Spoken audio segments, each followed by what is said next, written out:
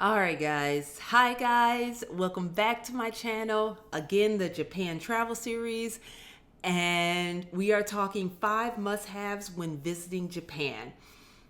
And some of these will overlap with some of the other things that I've said. Number 1, Wi-Fi.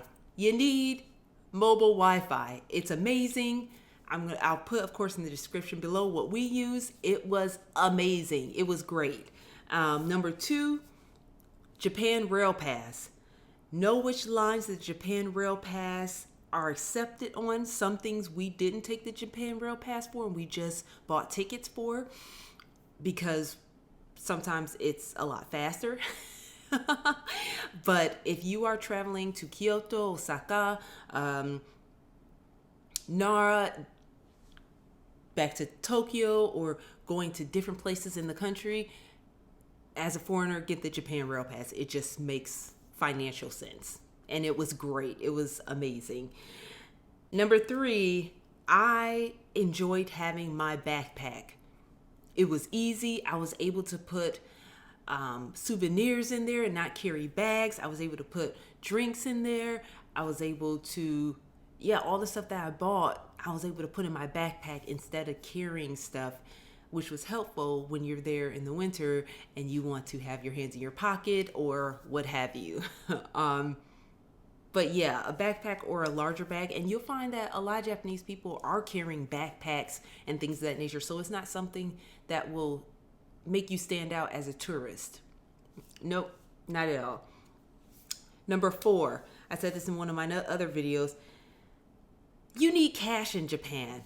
There's a lot of cash only places. And if you mess up and think that, oh no, everybody takes credit cards.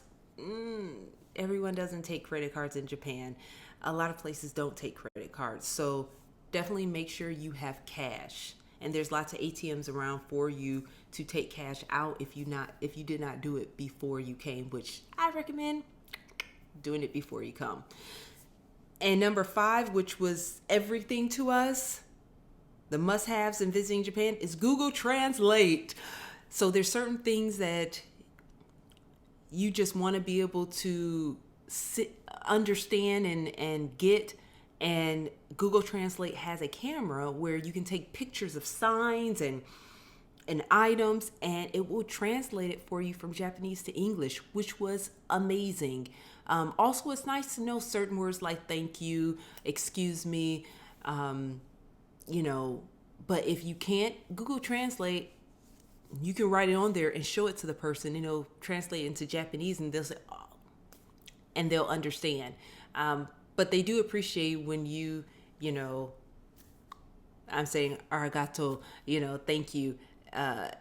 But yeah, Google Translate is everything.